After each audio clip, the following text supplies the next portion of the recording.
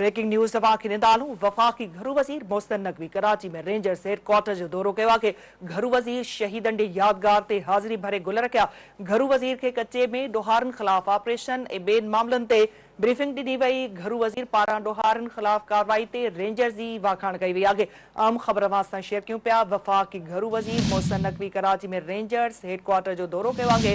घरू वज़ीर शहीदनि जी यादगार ते हाज़िरी भरे गुल रखिया।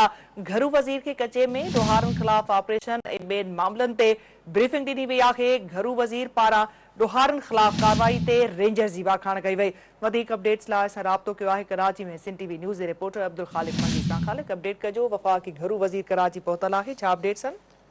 जी नंदा, वफ़ाक़ी घरू वज़ीर मोहसिन नक़वी रेंजर्स हेडक्वार्टर जो दौरो कयो आहे, जॾहिं त मेजर जनरल अज़हर वक़ास पारां रेंजर्स हेडक्वार्टर में वफ़ाक़ी वज़ीर दाख़िला खे जेको आहे ख़ुशामदीद कयो ऐं हुन इहो बि चयो त हू वफ़ाक़ी घरू वज़ीर जा शुक्रगुज़ार आहिनि जो हुननि रेंजर्स सिंध जी जेका हेड ऑफिस आहे हुनजो दौरो कयो ऐं शोधा जे जेको आहे त जेके शहीद आहिनि उन्हनि ते गुलनि जी जेका चादर आहे उहा चाढ़ी, जॾहिं त वफ़ाक़ी घरू वज़ीर जो इहो चवणो हो त सिंध में ख़ासि करे रेंजर्स जेको आहे त कचे में ॾोहारनि ख़िलाफ़ ऐं कराची शहर में अमन अमान जी सूरत खे कंट्रोल करण लाइ ॾींहुं राति कमु करे रही आहे ऐं DG रेंजर्स पारां वफ़ाक़ी घरू वज़ीर खे ऑपरेशन बाबति ऐं अमन अमान जी सूरत बाबति ब्रीफिंग कई, जॾहिं त वफ़ाक़ी वज़ीर जो इहो चवणो हो त सूबे में दहशतगर्दी ऐं कचे में ॾोहारनि ख़िलाफ़ भरपूर कार्रवाई कई वञनि ऐं उनखे कंहिं बि सूरत में बख़्श न कयो वञे या शहरनि खे अमन अमान तहफ़ुज़ फराहम करणु जेको आहे त रियासत जो कमु आहे। रेंजर्स जो जेको कमु आहे उहो साराह जोॻो आहे। रेंजर्स खे